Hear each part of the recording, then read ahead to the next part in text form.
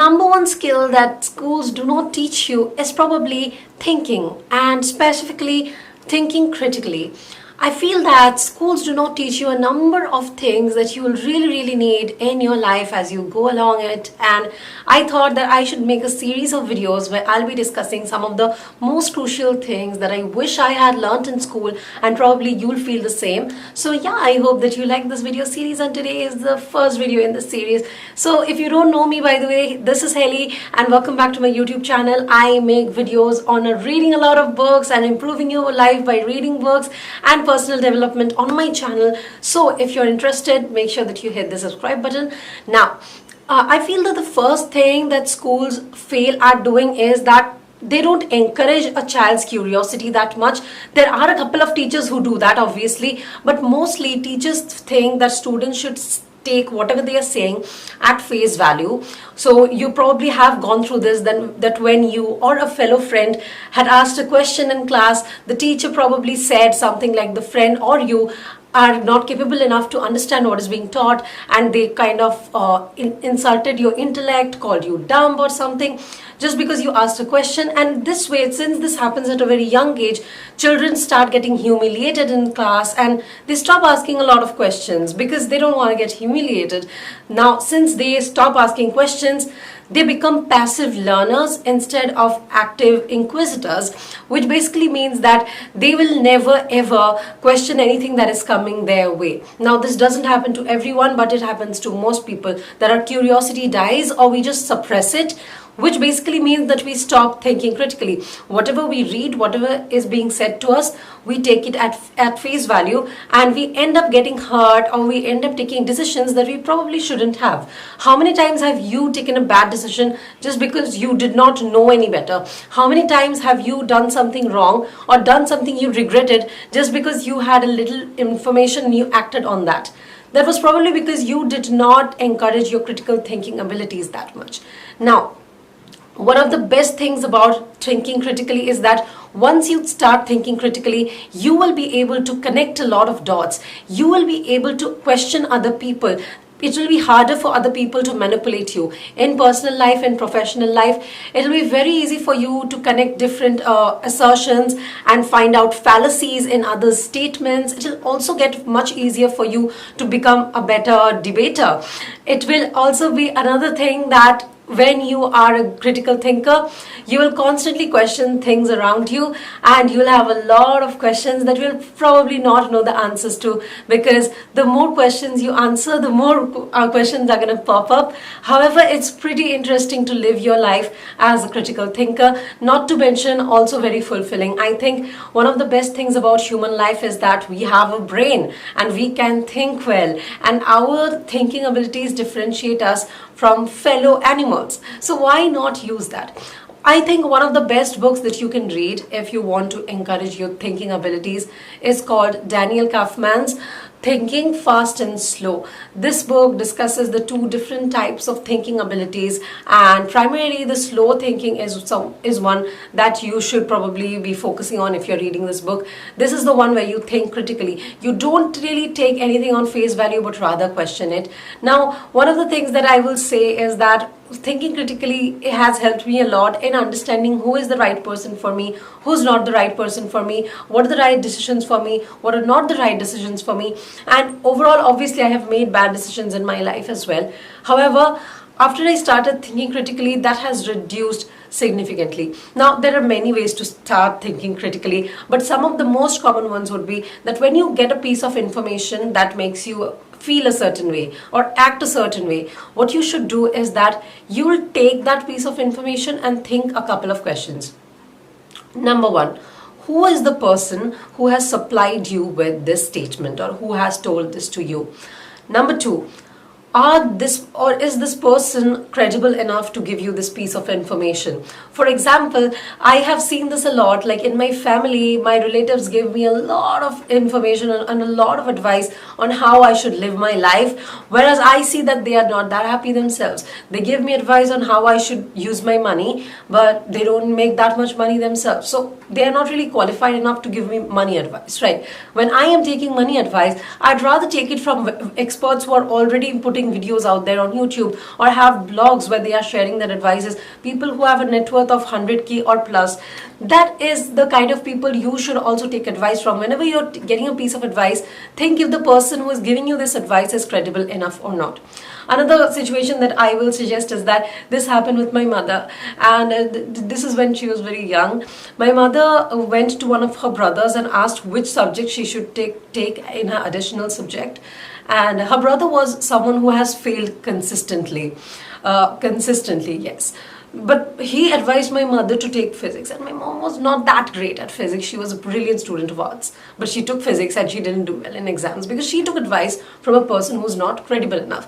And I'm pretty sure this kind of incident has happened to you as well. You took advice from someone who's not qualified enough to give you advice, and if you do that, you are obviously going to end up failing or in a bad position. So this is the second thing you should remember. Think if this person who's giving you the advice is credible enough to actually give you this advice. The next thing that you should do is that even if this person is credible, think if that person can have any other motives.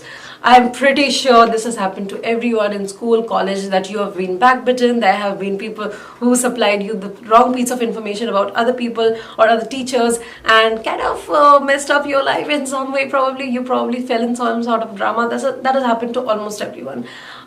So if you are taking a piece of advice from a credible person as well, make sure that they don't have a grudge against you or someone that they are talking about, or they are not in a bad place emotionally. Even great people can act in a nasty way if they are not in a good place emotionally. So make sure that you have all these factors in mind before you are taking someone's piece of advice. The next thing that I'll advise is, before you take a piece of advice, statement or assertion, you Google it. Okay, now Google is not the 100% best way to learn things. However, on Google you will find a lot of search results from a lot of credible resources that you can consult and come to a conclusion. I think these days we are very prone to fake news thanks to WhatsApp forwards, but if you just take that piece of information and Google it, you will get to know what is a fake news, what is not a fake news. And that is very important, because you really need to protect yourself from negativity. Another thing that I'll highly suggest if you want to think critically is that even when you read from credible resources, you read from at least 4 to 5 resources, and usually what you'll see is that there will be pieces of information that are totally contradictory. So now you'll have to use your own logic to come to a conclusion. And the last thing that I will advise if you want to think critically is that there's no place for emotions in critical thinking.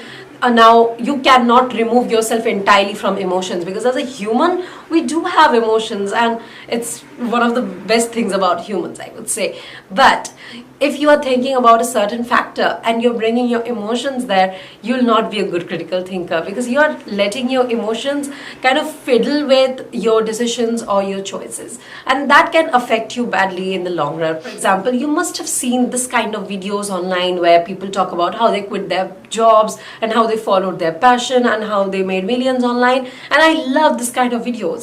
However, there are a few factors you always have to keep in mind before you take all that in and start deciding to quit your job or try a new path.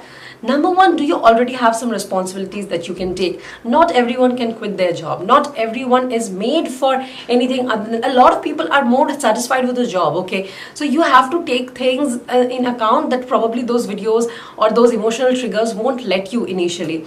So it's very important to recognize that. I am a person who's all for quitting their job for their passion, or just following their passion and making a profession out of it, because I did that myself. However, it is true that I did have a lot of privilege to be able to do that. I had my parents who were taking care of me. I was very young. I did not have a family to take care of. I started when I was about 17 or 18, and that basically means that I have a huge head start against a lot of people.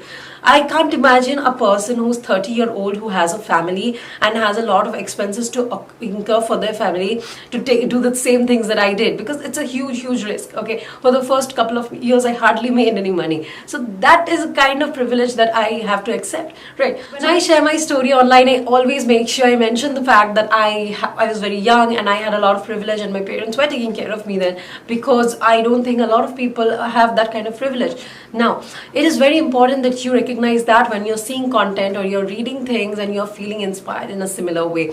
Obviously, there are a lot of people, every person has a different kind of privilege. So it's very, very important to assess your situation also when you're taking decisions or getting a piece of information and deciding to act on it. So yeah, that is basically what I feel you should do if you want to start thinking critically. Obviously, there are many books that I'll recommend you guys to read. There are a couple of books I'll recommend on logic. So number one, there is a book called Logic itself. Actually, it is available on Amazon, and I read it as a Prime reading subscription. Now, the next book that I will recommend is called Critical Thinking Only, and I really liked it. But I think the best book that I've read is Thinking Fast and Slow. Another book that I will highly recommend as well is called Factfulness. I feel like this book has cleared a lot of misconceptions we have about the world, that the world is turning terrible, that the world is turning bad, that the world is like a mess. It's going to allay your fears a lot. So read Factfulness. This is like one of the number one books that I'll recommend to you to read this year, because we are living in some times that are, scaring us all the time probably, but there's nothing to be that scared of. Obviously the situations are terrible, but reading Factfulness is going to be allaying your fears. I highly recommend this book that for that one reason, because I feel that if you are anxious, if you are scared, you can't function at your best. And honestly, we don't know when the pandemic's gonna end. We can't stop working, we can't stop studying for so long, because modern life is not gonna work that way, and that's just kind of sad, to be honest. But what else can we do right now? So yeah, I hope that this video helped. Let me know what video you want next in the School of Helly series. I guess I'm gonna call it that, or whatever you want me to call it. This will be a video series of things that schools do not teach you, so I will. And yeah, I hope you guys liked today's video. Make sure that you share your tips of thinking critically in the comment section below. I'm sure I missed a lot out, but yeah, I hope that overall it has been able to help you. I'll see you guys next week with another video. Until then, bye bye.